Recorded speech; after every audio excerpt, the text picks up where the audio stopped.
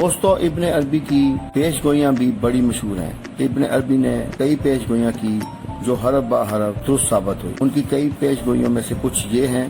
انہوں نے کہا تھا کہ قیامت کے قرب میں دامن بریدہ لباس پہنا جائے گا۔ آج لڑکے لڑکیوں کو پینٹیں اور جینز اور دوسری شرٹیں آپ دیکھ رہے ہیں کہ کیسے کٹی اور پھٹی ہوئی پہنی جاتی۔ اس کے علاوہ انہوں نے کہا تھا کہ عورتیں مردوں سے عقل و دانش میں بڑھ جائیں گی۔ آج کل آپ میٹرک ایف اے بی اے کا رزلٹ دیکھ لیں تو آپ کو خود ہی نظر آ جائے گا۔ اسی طرح انہوں نے کہا تھا کہ شہروں کے راستے خوبصورت بنائے جائیں گے اور آخرت کے راستے کی فکر ختم ہو جائے گی، یہ بھی نظر آ رہا ہے۔ کھانے کے لیے لوہے کے ہاتھ بنائے جائیں گے، یہ انہوں نے کہا تھا۔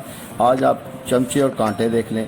اس کے بعد انہوں نے کہا تھا بیویوں کو سجدہ کیا جائے گا۔ آج کل کے حالات دیکھ لیں، ماں باپ کی عزت نہیں کی جاتی، لیکن بیویوں کے ساتھ کیسا سلوک کیا جاتا ہے یہ بھی آپ کو نظر آ رہا ہے۔ انہوں نے کہا تھا کہ بازاروں میں رات کے وقت سورج سوا نیزے ہوگا۔ آج کل آپ بڑی بڑی مارکیٹوں اور پلازوں میں چلے جائیں تو آپ کو روشنی ایسے ہی نظر آئے گی۔ انہوں نے کہا تھا کہ لکھنا بھی لوہے کا محتاج ہوگا اور کتابیں بھی لوہے کی دستکاری کی محتاج ہوں گی۔ آج کل آپ دیکھ لیں پین کی نب جو ہے وہ لوہے کی ہے اور چھاپے خانے بھی لوہے کے ہیں۔ انہوں نے کہا تھا کہ بات آن کی آن میں ایک جگہ سے دوسری جگہ پہنچ جائے گی۔ اب آپ دیکھ لیں سوشل میڈیا کے ذریعے چند سیکنڈ میں بات ایک ملک سے پوری دنیا میں پھیل جاتی ہے۔ دوستو آپ دیکھ رہے ہیں ایجاد احمد بٹ کا چینل نیا سراغ، جو آپ کو حیران کن معلومات کی ویڈیو پیش کرتا ہے۔ دوستو ابن عربی نے اپنی زندگی میں وقت کے کتب، ابدال اور سینکڑوں اولیاء کرام سے ملاقات کی۔ ایک روایت کے مطابق انہوں نے 3 بار حضرت خضر علیہ السلام سے بھی ملاقات کی اور خضر علیہ السلام سے بھی علم خاص سیکھا۔ یہ بھی کہا جاتا ہے کہ ابن عربی کو خضر علیہ السلام نے اپنا جبہ مبارک عطا کیا جو ابن عربی کے صندوق میں رکھا گیا۔ ابن عربی نے یہ صندوق ارطغرل غازی کو عطا کیا، جن کے بعد ان کی اولاد کے پاس وہ صندوق رہا۔ کہا جاتا ہے کہ اس صندوق کے تبرکات کی عظمت سے سلطنت عثمانیہ کے کئی سلاطین کو فتوحات ملی۔ ابن عربی کشف اور وجد کے علوم میں بھی بلند مقام رکھتے تھے۔ حضور اکرم صلی اللہ علیہ وآلہ وسلم نے قسطنطنیہ فتح کرنے والے لشکر کے لیے خوشخبری سنائی تھی۔ ارطغرل غازی کے دور میں سفید داڑھی والے بزرگوں نے ایک خفیہ تنظیم بنا رکھی تھی۔ یہ تنظیم قسطنطنیہ فتح کرنے کے لیے نکلنے والے مسلمان لشکروں اور مجاہدین کی خفیہ مدد کرتی تھی۔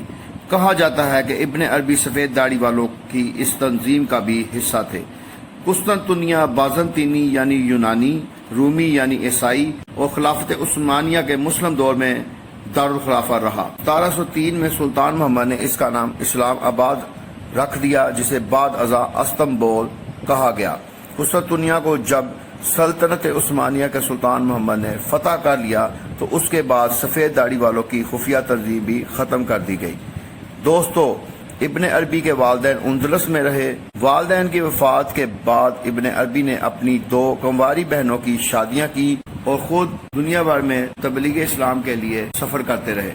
ابن عربی نے اپنی زندگی کے آخری 20 سال دمشق میں گزارے اور اسی شہر میں فوت ہوئے۔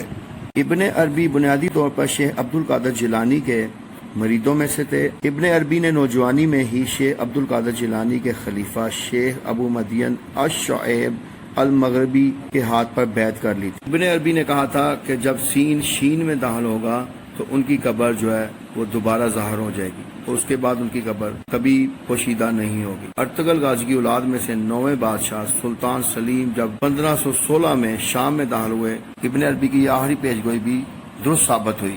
سین شین میں داخل ہونے سے مراد تھا کہ سلطان سلیم ملک کے شام میں داخل ہوگا۔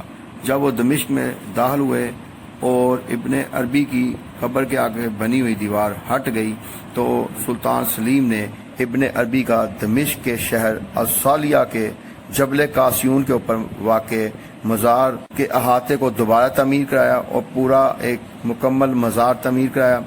اس مزار میں ابن عربی کے 2 صاحبزادوں کی قبریں بھی موجود ہیں۔ 16 نومبر 1240 عیسوی میں ابن عربی نے وفات پائی، ان کی عمر 75 سال تھی۔